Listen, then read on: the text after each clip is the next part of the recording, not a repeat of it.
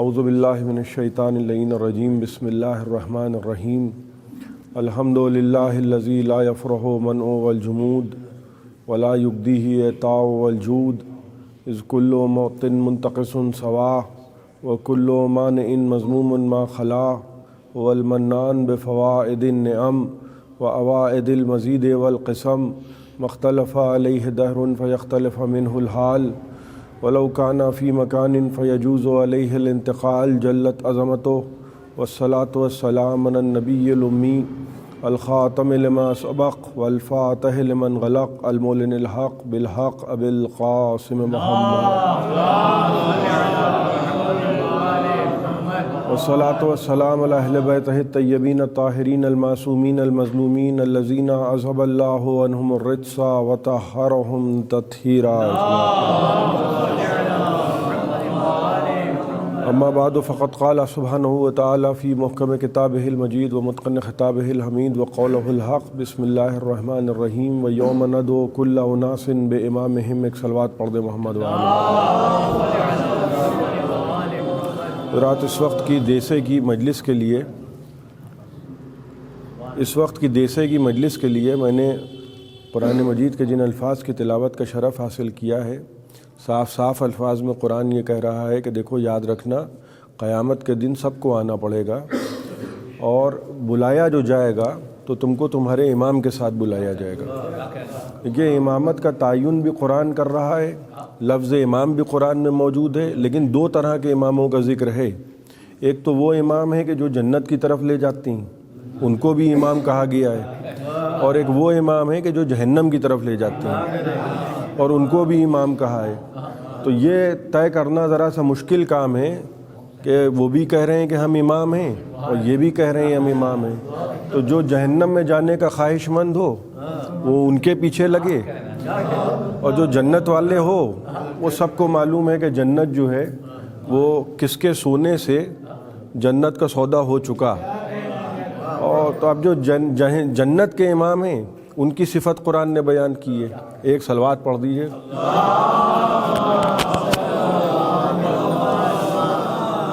جنت کے امام ہیں، ان کی صفت قرآن نے بیان کی ہے کہ دیکھو ہم نے ان کی طرف خیر کی وحی کی ہے. وَأَوْحَيْنَا إِلَيْهِمْ فِعْلَ الْخَيْرَاتِ. دیکھیے یہ مسجد ہے، یہاں سے بھی تو خیر عمل کی آواز آتی ہے. تو یہ جو خیر کی وحی ہے اس کا اعلان بھی کیا جا رہا ہے. اب جو جہنم کے امام بنائے ہیں ان کے لیے خیر کی وحی نہیں ہے، لیکن انتظام ان کا بھی کیا گیا ہے تاکہ ان کو گھر تک پہنچایا جا سکے. وہ انتظام کیا کیا گیا ہے کہ قرآن کہہ رہا ہے کہ ہم نے اس دنیا میں ان کے پیچھے لعنت لگا دی ہے. یعنی پیچھے جب لعنت لگ جاتی ہے تو اس کا نتیجہ یہ ہوتا ہے کہ لعنت چھوڑتی نہیں ہے اس کو. اب وہ پتہ چلا جہاں جا رہے ہیں لعنت جو ہے وہ پیچھے چلی جا رہی ہے.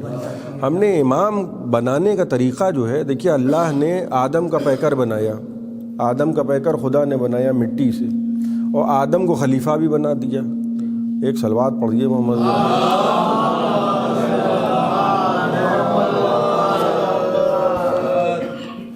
اللہ نے آدم کو خلیفہ بھی بنا دیا، اور اس کے بعد امامت کا جب اعلان کیا تو کس سے امامت کا اعلان کیا؟ جناب ابراہیم علیہ السلام سے کہا کہ ہم نے تم کو لوگوں کا امام بنا دیا. تو جس کو لوگوں کا امام بنایا تھا وہ بھی خلیل تھا. وہ ایسا شخص تھا کہ اکیلا تھا، پوری کی پوری حکومت کا مخالف اکیلا شخص، مگر ایمان کا قالب اتنا بڑا تھا کہ قرآن کہہ رہا ہے کہ ابراہیم اکیلے ہیں مگر اپنے آپ میں پوری کی پوری امت ہیں اور بنوانے. اور امتحان سے جب گزارا گیا جناب ابراہیم کو کہ کہنے لگے پروردگار یہ تو دکھا دے کہ مردوں کو کیسے زندہ کرتا ہے. کہ ابراہیم کو شک وک نہیں ہے، شکی لوگوں کو خدا امامی نہیں بناتا ہے. جن کو شک ہو، جن کو نبی کی نبوت میں شک ہو وہ امام نہیں ہوتی ہیں، اور کبھی جن کے شجرے میں عیب ہو وہ امام نہیں ہوتے ہیں. یہ بالکل دو چار والی بات ہے. یہ ہمارے مذہب کا عقیدہ ہے، جہاں عیب آپ کو شجرے میں نظر آئے وہاں امامت جا ہی نہیں سکتی ہے. دیکھیے بہت انتظام کیے گئے ہیں. جناب ابراہیم علیہ السلام کعبہ بنا رہے تھے تو بیٹے کو ساتھ لگایا. باپ بھی نبی ہے، بیٹا بھی نبی ہے. ایسا تو ہے نہیں خدا نخواستہ کہ جناب ابراہیم کے صحابی نہیں تھے، صحابی تھے، مگر کعبہ بنانے کے قابل نہیں تھے، اور فرما رہے ہیں لہٰذا بیٹے سے کہا کہ تم بھی نبی ہو ہم بھی نبی ہیں، دونوں مل کے کعبہ بنائیں گے، ساتھ دو گے؟ تو یہ نوح کے بیٹے کی طرح تھا نہیں، یہ تو ایسا تھا کہ باپ نے خواب میں دیکھا تو کہنے لگے کہ آپ مجھے جو ہے صبر کرنے والوں میں پائیے گا۔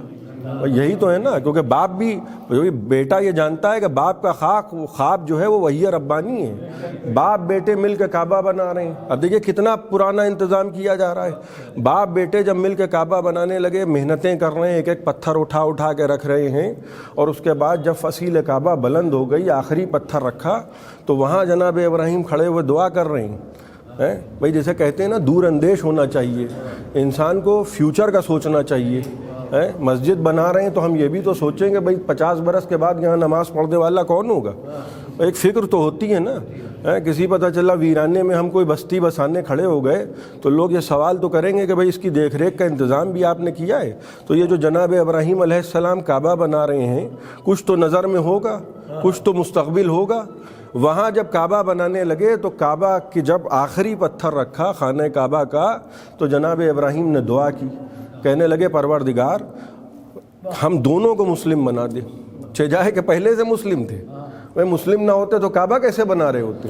آپ اور بنا رہے ہیں۔ لیکن دعا کی تجدید کرنا، علماء یہ کہتے ہیں دعا کی بار بار تکرار کرنا اس بات کی دلیل نہیں ہوتا کہ تھے ہی نہیں مسلم اور آپ مسلم ہونے کی دعا کر رہے ہیں، بلکہ ثابت قدم رکھ پروردگار ہم مسلم ہیں، ہم کو ثابت قدم رکھ پروردگار، ہم دونوں کو مسلم بنا، وفی ذریتنا امتن مسلمتن لک، اور پروردگار صرف ہمیں مسلم نہ بنا، ہماری پوری کی پوری نسل کو مسلم بنا۔ آپ اور فرما رہے ہیں، نسل کے لیے دعا مانگ رہے ہیں، یہ نہیں کہہ رہے ہیں کہ پروردگار اگر وہ بہک جائیں تو بہک جائیں، نہیں یہ نہ ہو، پروردگار ہماری نسل کی بھی ضمانت لے۔ اور پروردگار وَبْعَثْ فِيهِمْ رَسُولًا، بھائی ذرا سی آپ کی توجہ میں چاہ رہا ہوں، وَبْعَثْ فِيهِمْ رَسُولًا، اور پروردگار جس نسل کو تو مسلم بنا رہا ہے ان میں رسول کو بھیجنا۔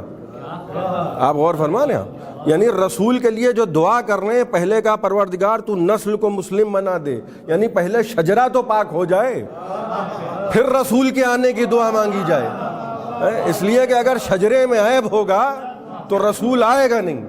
ایک صلوات پڑھیے تو میں کچھ عرض کروں گا۔ پہلے ہم دونوں کو مسلم بنا، ہماری نسل کو مسلم بنا، تو جب شجرہ پاک ہو جائے تو اس کے بعد ان میں رسول کو بھیج۔ تو رسول جو ہے وہ عجیب الطرفین لوگوں میں نہیں آتا ہے۔ اور فرما رہے ہیں آپ، کوئی اگر آپ سے یہ کہتا ہوا ملے، حالانکہ ملیں گے، کہ وہ تو ہم جیسے تھے، وہ تو 40 برس کے بعد ان کے سینے میں جو معاذ اللہ نقطہ کفر تھا وہ کھرچا گیا، تب وہ مشرف با اسلام ہوئے۔ یہ باتیں اس لیے کہی جاتی ہیں کہ خود کی 7 پشتے کافر ہیں۔ اور فرما رہے ہیں آپ، تو بڑے بھائی یعنی چھوٹا بھائی بننے کا شوق ہے تو چاہتے ہیں کہ کہیں نہ کہیں سے تو معاملات ملا لیے جائیں، حالانکہ اتنے بڑے جاہل ہیں کہ یہ غور نہیں کر رہے ہیں کہ نبی جب معراج پہ گئے ہیں تو نالینوں سمیت پہنچ گئے نبی۔ آپ غور فرمانے ہیں۔ اچھا یہ بھی مسئلہ چھڑ گیا کہ صاحب جسم کی معراج ہوئی تھی یا روح کی معراج ہوئی تھی؟ نبی نے کہا ابھی معمہ حل کیے دے رہا ہوں، میں نالینوں سمیت جاتا ہوں، روح نالینیں نہیں پہنتی ہے۔ آپ غور فرما رہے ہیں، روح جو ہے وہ نالینیں نہیں پہنتی ہے۔ بھائی میں نے یہ تو سنا ہے کہ بھائی فلاں جگہ روح ہوتی ہے اور فلاں جگہ، لیکن میں نے یہ نہیں سنا کہ صاحب وہ روح جو ہے وہ نالینیں پہنے تھی۔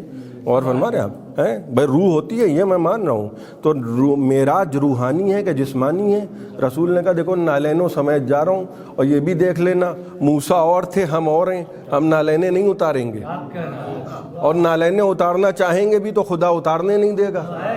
اور فرما رہے ہیں آپ، اس لیے نہیں نالینیں اتارنے دے گا کیونکہ خدا یہ چاہتا ہے کہ نبی کے نالینوں سے جو خاک وابستہ ہے وہ عرش الہی کی زینت ہو۔ اور فرما رہے ہیں، اور نبی وہاں تک کے پہنچ گئے، شاید اس لیے بھی معراج پر نالینوں سمیت پہنچے ہوں۔ بھائی اپنی ادنا سی فکر ہے، میں یہ نہیں کہہ رہا ہوں کہ میں بڑی جو ہے وہ محکم گفتگو آپ کے سامنے پیش کر رہا ہوں، ایک ادنا سی فکر ہے۔ نبی نالینوں سمیت گئے اور دنیا کو بتایا کہ دیکھو احمقوں یہ سمجھو کہ جس کی نالینیں اتنی پاک ہوں اس کا دل کتنا پاک ہوگا۔ ایک صلوات پڑھ دیں محمد و آل محمد۔ سینے میں نبی کے نقطۂ کفر ڈھونڈ رہے ہیں، نبی کی نالینیں ان سے جو خاک وابستہ ہے نالینوں سے جو خاک وابستہ ہے وہ عرش الہی کے لیے زینت ہے۔ جناب ابراہیم دعا کر رہے ہیں پروردگار کافروں میں رسول نہ آئے، مشرکوں میں رسول نہ آئے۔ تو ایک بات سمجھ لیجئے، ایک سلسلہ وہ تھا جو رجسٹرڈ مومن تھا، اور فرما رہے رجسٹرڈ مومن تھا، اور باقی جو تھے وہ ماشاءاللہ جھوا بھر کے کافر۔ بھائی اگر کافر نہ ہوتے تو رسول کلمہ کس کو پڑھانے آتے، اور اگر مسلمان نہ ہوتے تو رسول آ نہیں سکتا تھا۔ آپ توجہ فرما رہے ہیں جناب ابراہیم، بھائی ابراہیم کی دعا قبول ہوئی ہے نا، یہ تو ممکن ہی نہیں ہے کہ ذلیل کی دعا قبول ہو جائے اور خلیل کی دعا رد ہو جائے۔ آپ غور فرما رہے ہیں، آپ جناب ابراہیم کہنے لگے پروردگار میری نسل کو مسلم بنا، اور نسل مسلم ہوئی اور ان میں رسول آیا ہے، تو کچھ خبر بھی تو ہونا چاہیے ہم کو یہ تو پتہ ہونا چاہیے کہ کون پہلے سے مسلم ہیں اور کون بعد میں ہوئے۔ دیکھیے جو بعد میں ہوئے آسان سا فارمولہ ہے، جو بعد میں ہوئے وہ سب کے سب رضی اللہ ہو گئے، جو پہلے سے تھے وہ سب کے سب علیہ السلام ہو گئے۔ ایک صلوات پڑھ دیں محمد و آل محمد۔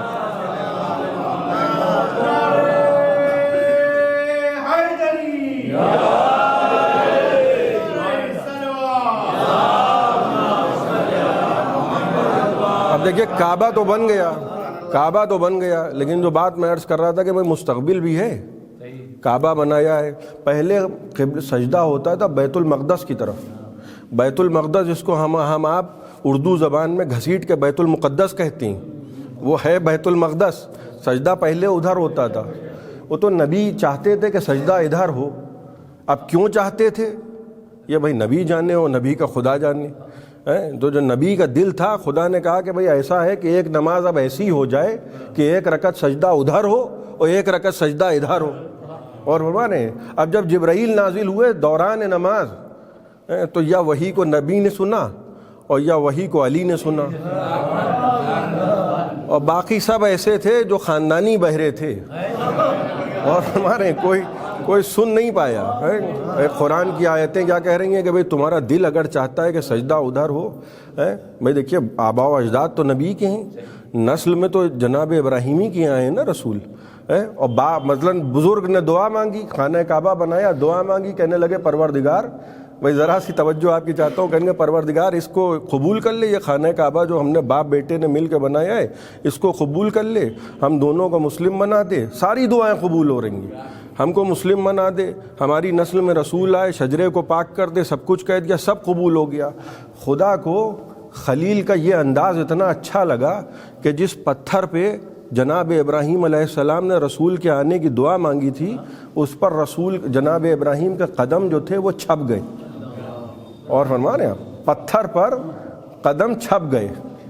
اب جب قدم ثبت ہو گئے نا پتھر پر، تو وہ پتھر جو ہے وہ مقدس ہو گیا۔ اور فرما رہے ہیں بھئی ہم نے تبرکات کا احترام قرآن سے سیکھا ہے۔ اور فرما رہے ہیں ایک پتھر ہے، دیکھیے ایک پتھر ہے حجر اسود، پتھر ہی تو ہے، حجر عربی زبان میں پتھر کو کہتے ہیں۔ بھائی اس کو ہم پتھر والی مسجد کہہ لیں یا حجر والی مسجد کہہ لیں، دونوں ایک ہی باتیں ہیں۔ اور فرما رہے پتھر ہے حجر اسود، لیکن دیکھیے معمولی پتھر نہیں ہے، وہ قیامت کے دن گواہی دے گا۔ پتھر قیامت کے دن گواہی دے گا کہ فلاں صاحب نے چوما تھا اور فلاں صاحب کترا کے نکل گئے تھے۔ آپ غور فرما رہے ہیں، اور وہ پتھر جو ہے وہ آیا کہاں سے؟ وہ پتھر پہلے وہاں رکھا تھا، جناب آدم اس پہ بیٹھ کے اللہ کا ذکر کرتے تھے۔ ایک دن جناب آدمی کو نکال دیا گیا، پتھر رو دیا۔ اور فرما رہے ہیں بہت سے لوگ کہتے ہیں کہ صاحب ہم روئیں گے نہیں، ہم کو واقعات بتاتے ہیں کہ پتھر بھی روتا ہے۔ کہا بھائی کیوں رو رہے ہو؟ کہا پروردگار تیرا ذاکر چلا گیا۔ یہ پتھر کا جواب ہے کہ پروردگار تیرا ذکر سنتا تھا، اب تیرا ذاکر چلا گیا، تیرا ذکر سننے سے محروم ہے، اس بات کے آنسو ہیں۔ اور فرما رہے ہیں ایک مرتبہ حکم ہوا کہ اس کو اگر ہمارا ذکر اتنا پسند ہے تو اس کو وہاں نصب کرو جہاں ہر وقت ہمارا ذکر ہوتا ہے۔ اور فرما رہے ہیں یہ کوئی معمولی پتھر نہیں ہے، ویسے ہی وہ پتھر کے جس پر جناب ابراہیم علیہ السلام نے کھڑے ہو کے رسول کی آمد کی دعا مانگی، وہ پتھر مقدس ہے، اس کی عزت کی جائے گی، اس کو چوما جائے گا، اس کی تعظیم کی جائے گی۔ مگر ایک جملہ آپ کی سماعتوں کی نظر کر رہا ہوں، وہ بے حد مقدس صحیح، اس پر جناب ابراہیم نے کھڑے ہو کے رسول کی آمد کی دعا مانگی ہے، اس پر رسول پیدا نہیں ہوئے، آپ غور فرما رہے ہیں؟ تو جس پتھر پر رسول کی آمد کی دعا مانگی جائے جب وہ اتنا مقدس ہے تو جس گود میں خود نبی پروان چڑھے، اور فرما رہے ہیں ایک صلوات پڑھ دیں محمد و آل محمد۔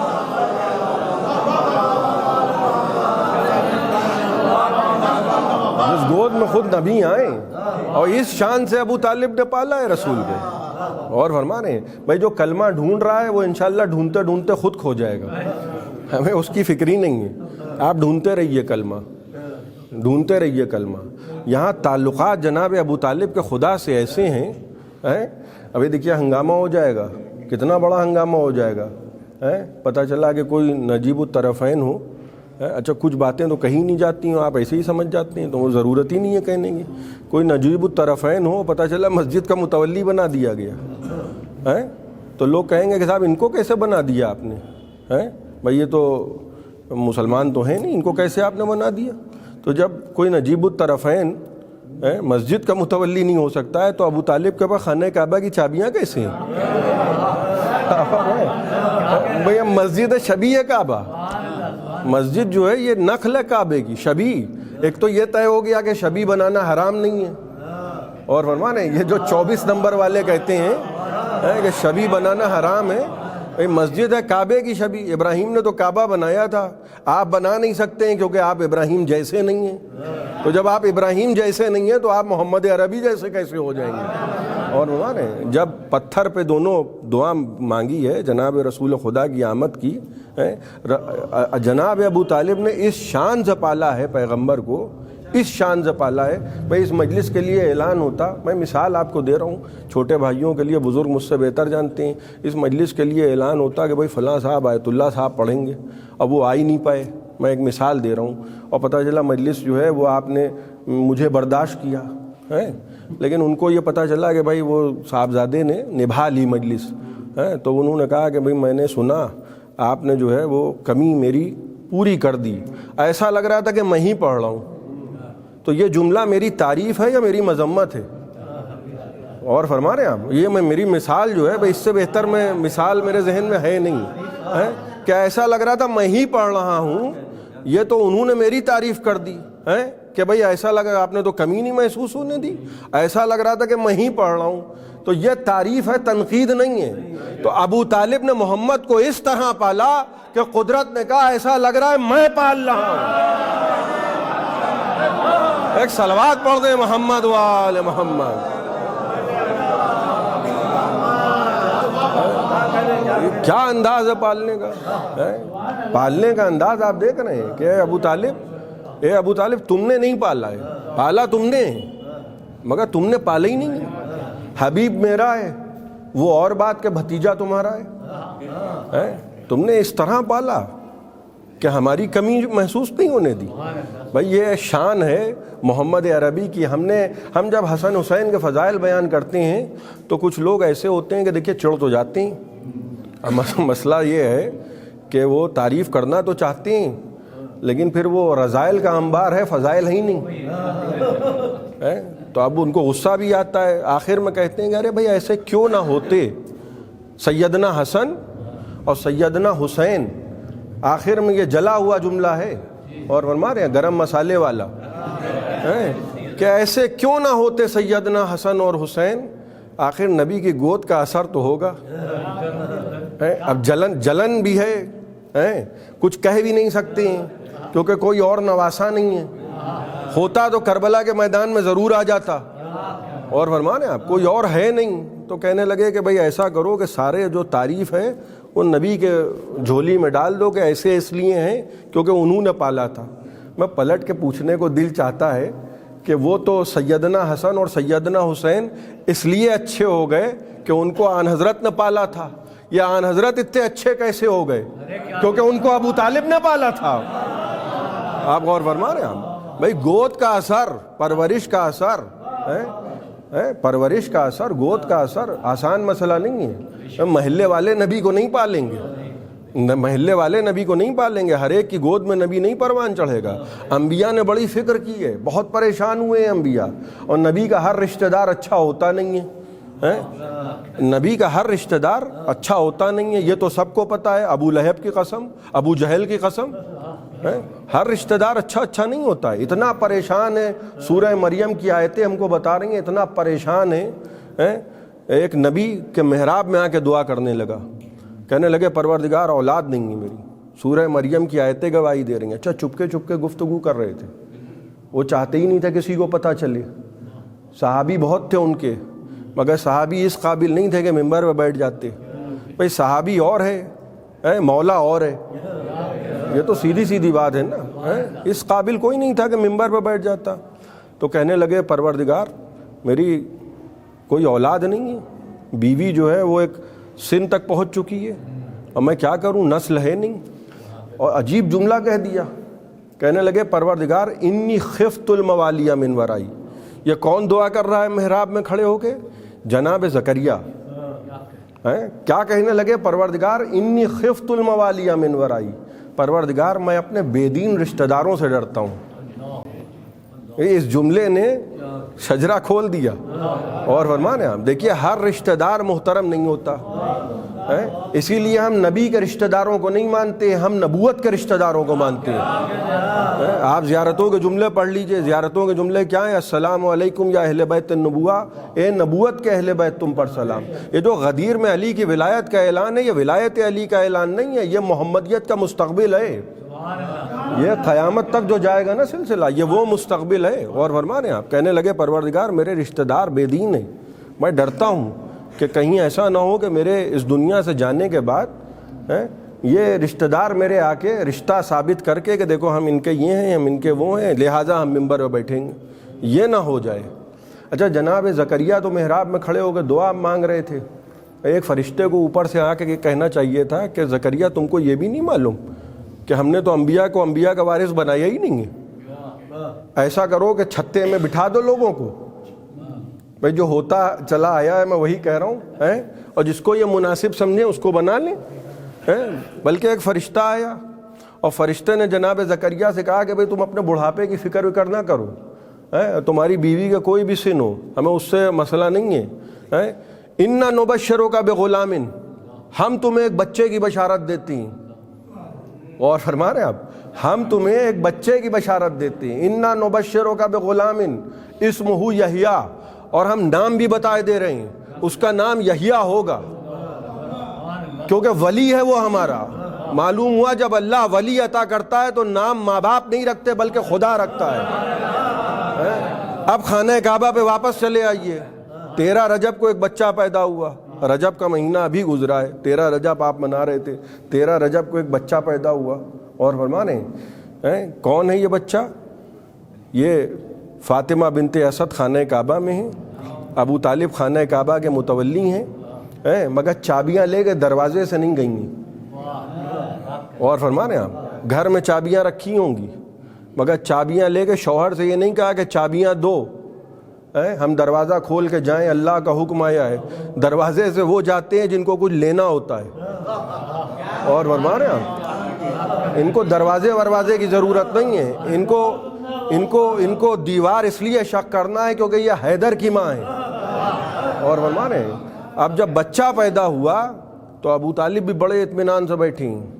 دیکھیے ابو طالب، لوگ کہہ رہے ہیں کلمہ نہیں پڑھا، کلمہ نہیں پڑھا ہے جناب ابو طالب نے، مگر تعلقات تو دیکھیے خدا سے کیسے ہیں کہ وہ حبیب اس کا ہے، پالیں گے یہ، گھر اس کا ہے، چابیاں ان کے پاس ہیں، ولی ان کا ہے، بیٹا ان کا ہے۔ اب اس کا تو کوئی علاج ہی نہیں ہے۔ یعنی شیخ صاحب بہت اچھے ہیں مگر خدا کو صورت پسند نہیں ہے۔ آپ غور فرما رہے ہیں، آپ خدا کو پسند ہی نہیں ہے۔ وہ پتہ چلا ٹیڑھے ہوئے جا رہے ہیں ہمارے تقویٰ کے، کہا یہ تمہارا تقویٰ نہیں ہے بلکہ یہ تو لقوہ ہے، یہ ہمیں پسند نہیں ہے، یہ ہمیں اچھا نہیں لگ رہا ہے، ہم کو تو کوئی اور ہی پسند ہے۔ وہ کون پسند ہے؟ جو ان کو نہ پسند ہے۔ اب مسئلہ یہ ہے کہ یا تو خدا کی پسند ہو اور یا ملا جی کی پسند ہو، اس کے علاوہ کوئی اور راستہ نہیں ہے۔ بچے کو جب لینے کے لیے جناب ابو طالب پہنچے ہیں، دیکھیے جناب ابو طالب وہ نہیں ہے، جناب ابو طالب وہ نہیں ہے جو امت ابو طالب کو سمجھتی ہے۔ ابو طالب کے شعر سنتے جائیے اور ابو طالب کو سمجھتے جائیے۔ جناب زکریا کیا کہہ رہے تھے کہ پروردگار مجھے ایک بیٹا عطا کر جو میرے ممبر کا وارث ہو۔ ایک بات تو قرآن نے حل کر دی کہ ممبر کا وارث بیٹا ہوتا ہے، ادھر ادھر بیٹھنے والے نہیں ہوتے۔ اور فرمانے آپ ایک بات تو یہ طے ہو گئی، اور جب خدا وارث عطا کرتا ہے تو وہ ولی ہوتا ہے، وہ اللہ کا ولی ہوتا ہے۔ ولی جو ہوتا ہے اس کا نام خدا رکھتا ہے۔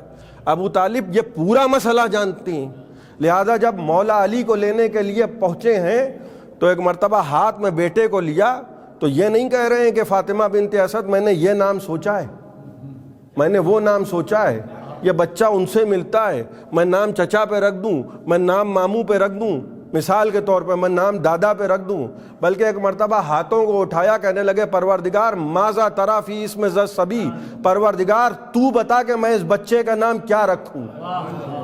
بھائی جب زکریا کے گھر میں بچہ پیدا ہوگا نام خدا رکھے گا، تو جو خود خانہ کعبہ میں پیدا ہو اس کا نام ابو طالب نہیں رکھیں گے۔ ابو طالب جانتے ہیں کہ بیٹا ہے ضرور میرا، مگر یہ ولی خدا ہے، یہ حجت خدا ہے، نام رکھنے میں سبقت نہیں کریں گے۔ کہنے لگے پروردگار تو بتا کہ میں اس بچے کا نام کیا رکھوں۔ اچھا جناب ابو طالب نے کلمہ نہیں پڑھا، اور فرمانے آپ، اور بیٹا پیدا ہوا خدا کے گھر میں، بیٹا پیدا ہوا خدا کے گھر میں، اور امت کہہ رہی ہے جناب ابو طالب نے کلمہ نہیں پڑھا۔ ابو طالب کہہ رہے پروردگار تعلقات ہمارے تیرے ایسے ہیں کہ نام ہم نہیں رکھیں گے، پروردگار نام تو رکھنا، اس لیے کہ ولی جو ہوتا ہے وہ اس کا نام تو ہی رکھتا ہے نا۔ اور جلے جا رہے ہیں، حقہ ہوئے جا رہے ہیں۔ شیش محل میں ایک صاحب کے گھر میں بچہ پیدا ہوا، میں مثال دے رہا ہوں نوجوانوں کے لیے، پتہ چلا نجف سے خط آ گیا، بھئی آپ کو مبارک ہو۔ اما میں نے سوچا کہ یہ کون صاحب ہیں شیش محل میں کہ جن کو نجف سے خط لکھا جا رہا ہے۔ اب ایک دیکھیے ایک مولویانہ مزاج ہوتا ہے، میں بھی جل گیا، حقہ ہو گیا۔ میں نے کہا کہ بھئی یہ جو جن کو خط بتایا ہے نجف سے، پتہ چلا آیت اللہ سیستانی نے خط لکھا ہے، یہ کون ہے؟ یہ کیا مسلمان ہیں؟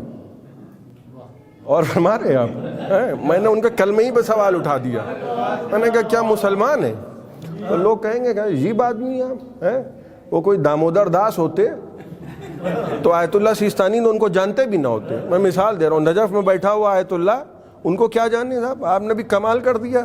تو میں پلٹ کے پوچھوں گا بھیا جس کو ایک مرجع وقت، جس کو ایک آیت اللہ خط لکھ دے، جب اس کے ایمان میں شک نہیں ہے تو جس کو خدا مبارکباد دے، ایک صلوات پڑھ دے محمد وآل محمد۔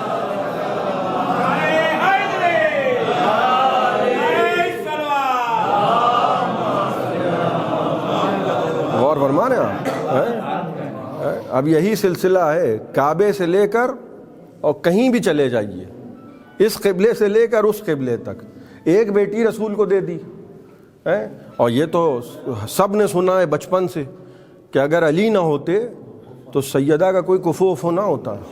اور مانے، اور نبی نے ایک جملہ اور کہا ہے، حدیث جو پوری مکمل حدیث ہے، ما سوا آدم و دونہ، آدم سے لے کر خاتم تک کوئی ہوتا ہی نہ اگر یہ علی نہ ہوتے۔ یعنی جتنے فضائل آپ کے مولا علی کے ذہن میں ہیں نا، وہ سب کے سب جناب فاطمہ میں موجود ہیں، ورنہ ممکن ہی نہیں ہے کہ فاطمہ کفو ہوں۔ اور مانے اب دیکھیے ترتیب، دیکھیے ترتیب کیسی ہے، بیٹے کو وہاں بھیج دیا۔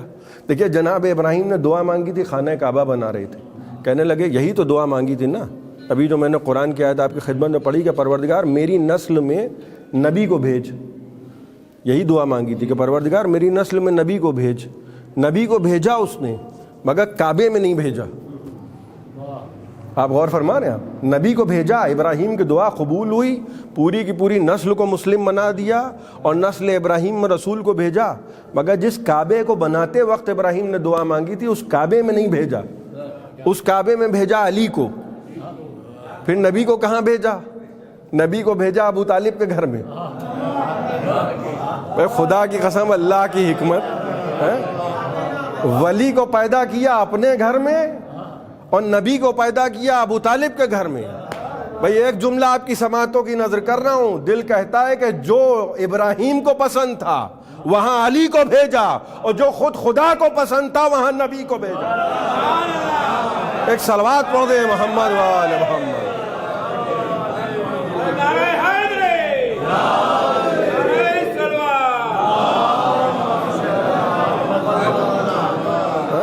اب آپ سوچئے کہ جو خدا کے گھر میں پیدا ہو، جو خدا کے گھر میں پیدا ہو، بھئی خدا کو گھر ور کی ضرورت ہی نہیں ہے۔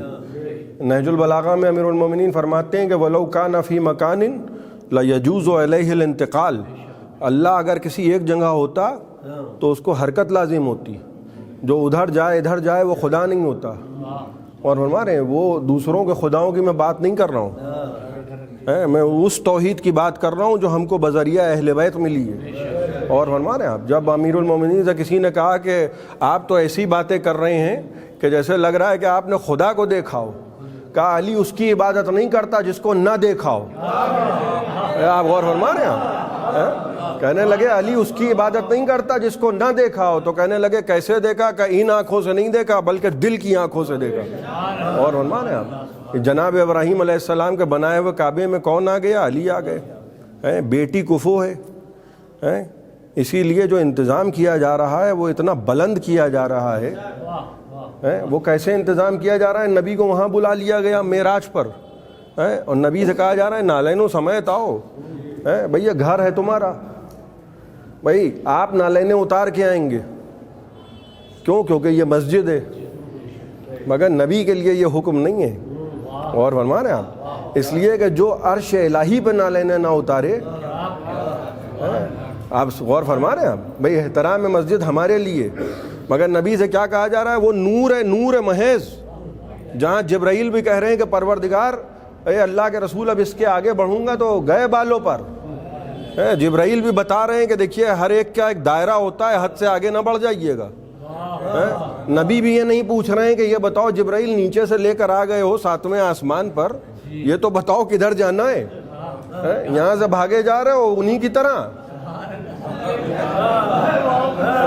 اچھا جبرائیل بھاگے نہیں تھے، جبرائیل بھاگے نہیں تھے، جبرائیل اجازت لے رہے ہیں کہ اللہ کے رسول اب بس اس کے آگے بڑھوں گا تو بالوں پر جل جائیں گے۔ بھئی رسول جو ہیں وہ اس پورے علاقے سے اس لیے واقف ہیں کہ عرش الہی نبی کا گھر ہے۔ عرش الہی نبی کے لیے کوئی انجان جگہ نہیں ہے۔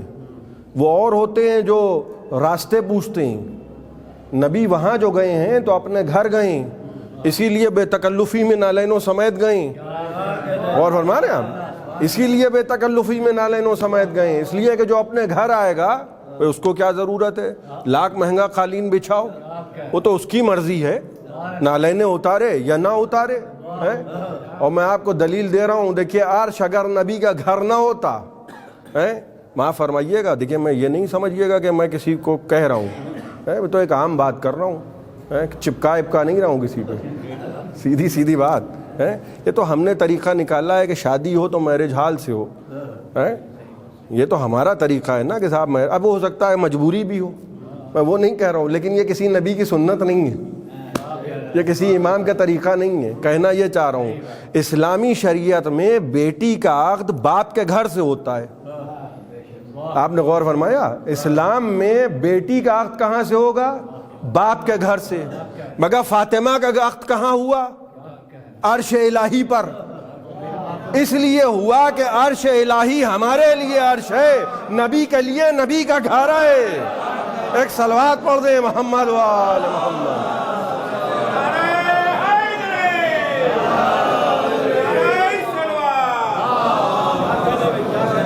اور ہمارے یہ نبی ہیں، وہ جگہ نبی کا گھر ہے۔ اچھا اب یہ کسی کو برا لگے چاہے اچھا لگے، میں نے تو یہی پڑھا، ایک ہی بیٹی کا عقد ہوا وہاں سے، اب باقیوں کا کہاں سے ہوا یہ جن سے ہوا وہ بتائیں گے۔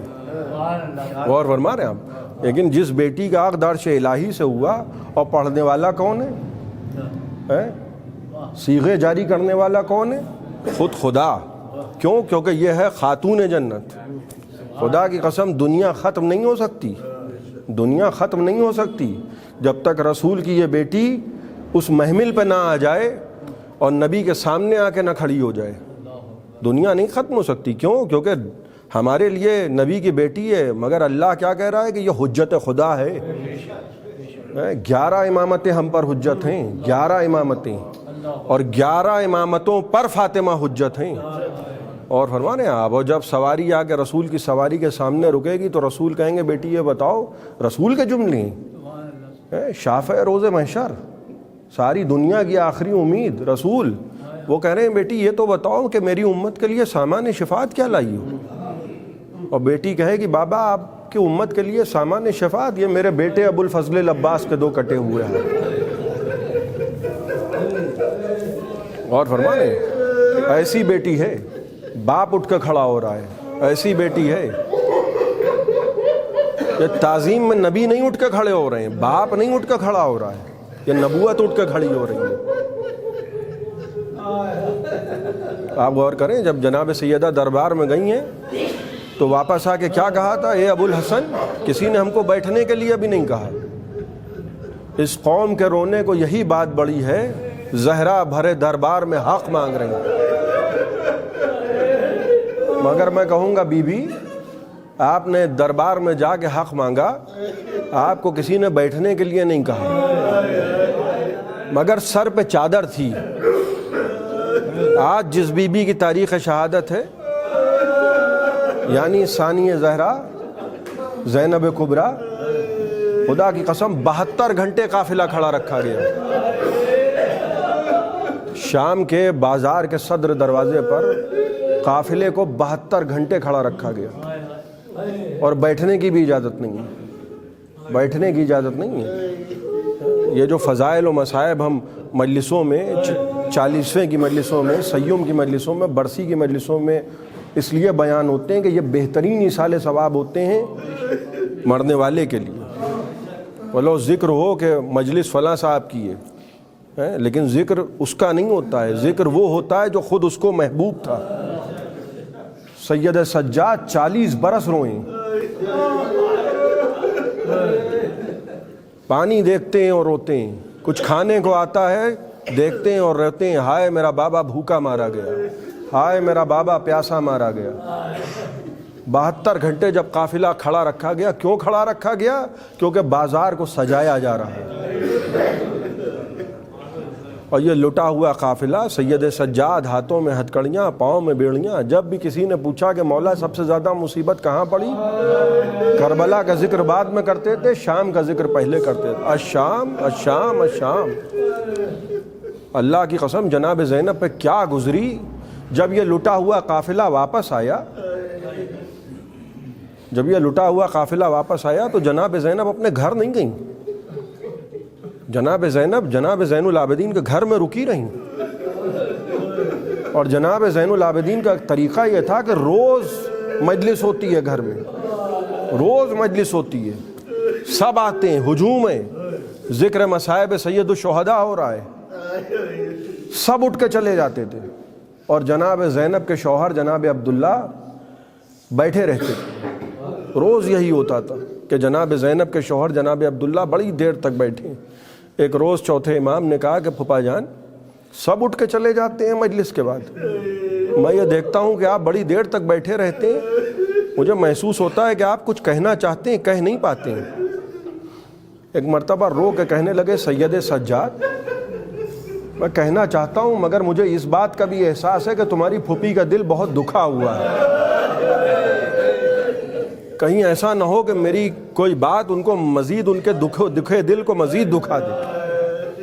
کہا پھوپھا جان آپ فرمائیے کیا کہنا چاہتے ہیں، میں آپ کا پیغام پھوپھی اماں تک پہنچاؤں گا۔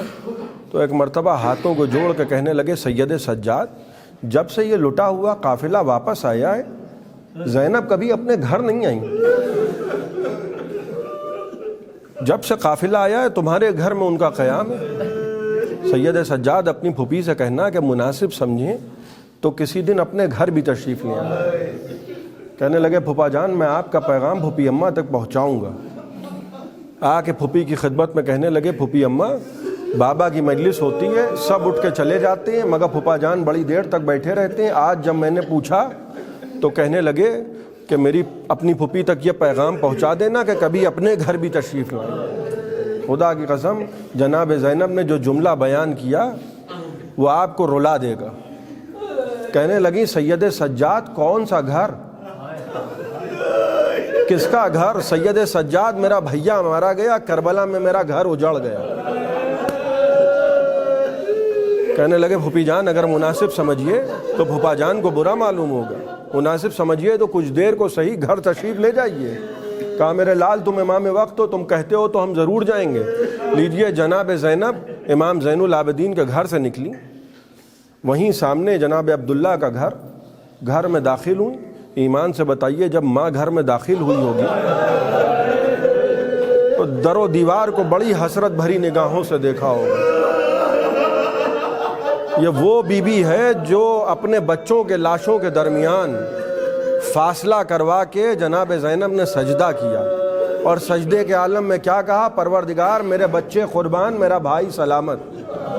جب لٹے ہوئے قافلے کی رہائی کا حکم آیا اور سر واپس آئے تو جناب زینب نے بچوں کے سر گود میں نہیں لیے۔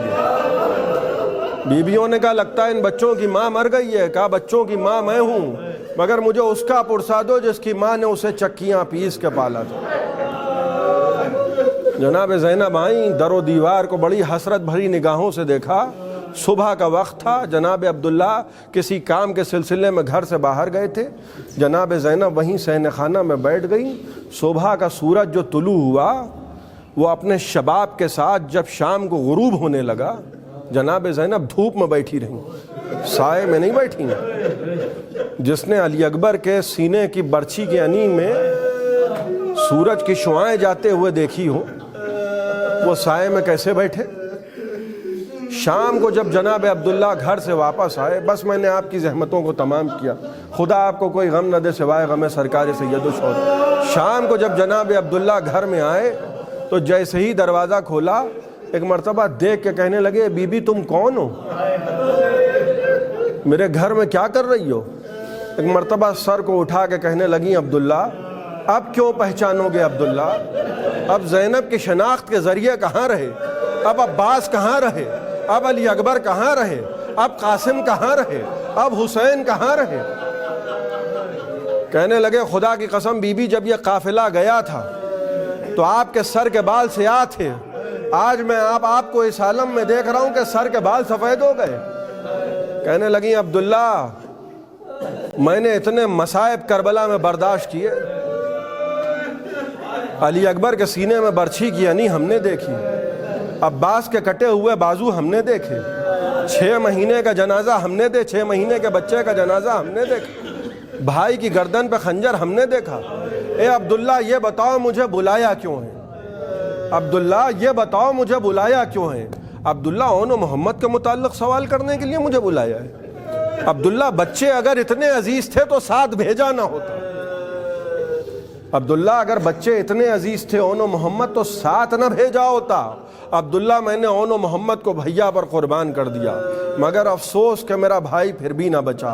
ایک مرتبہ جناب عبداللہ جناب زینب کے شوہر رو کے کہنے لگے اے بی بی خدا کی قسم میں نے اون و محمد کے متعلق سوال کرنے کے لیے آپ کو نہیں بلایا۔ اے بی بی وہ غلام زادے تھے، آقا پہ قربان ہو گئے، میں نے آپ کو اس لیے نہیں بلایا کہ میں آپ سے پوچھوں کہ میرے بچے کیسے لڑے۔ اے بی بی بس مجھے اتنا بتائیے کہ کربلا میں وقت عصر میرا بھائی حسین کیسے لڑا۔ اس لیے کہ میں نے صفین کے میدان میں مولا علی کو یہ کہتے ہوئے سنا تھا کہ میری تمام اولادوں میں سب سے زیادہ شجاع حسین ہے۔ اے بی بی مجھے بس اتنا بتائیے کہ کربلا میں میرا بھائی حسین کیسے لڑا۔ بس جیسے ہی یہ جملہ سنا ایک مرتبہ حسین کی بہن زینب اٹھ کے کھڑی ہو گئیں اور کہنے لگی اے عبداللہ تم نے وہ سوال کیا جو علاوہ زینب کے کوئی بتا نہیں سکتا۔ اے عبداللہ کبھی علی اکبر کا جنازہ لایا، کبھی علی اصغر کا جنازہ لایا، کبھی قاسم کی پائمال لاش لایا۔ اے عبداللہ وقت آخر ایسا حملہ کیا، فاتح خیبر کا لال تھا، بڑھ بڑھ کے حملے کر رہا تھا، مگر ایمان سے بتاؤ عبداللہ ارے 3 دن کی بھوک اور پیاس کتنی دیر لڑتا۔ اے عبداللہ ایک مرتبہ فوجیں سمٹنے لگیں، میں اپنی آنکھوں سے دیکھتی رہی، میرا ماجایا ذبح ہوتا رہا۔ سيعلم الذين ظلموا أيّ منقلب ينقلبون إنا لله وإنا إليه راجعون۔ حضرات ایک مرتبہ سورہ حمد اور 3 مرتبہ قل اللہ کی تلاوت فرما کر مولانا سید علم الحسن صاحب ابن سید امیر حسن صاحب کی روح کو اصال ثواب فرما۔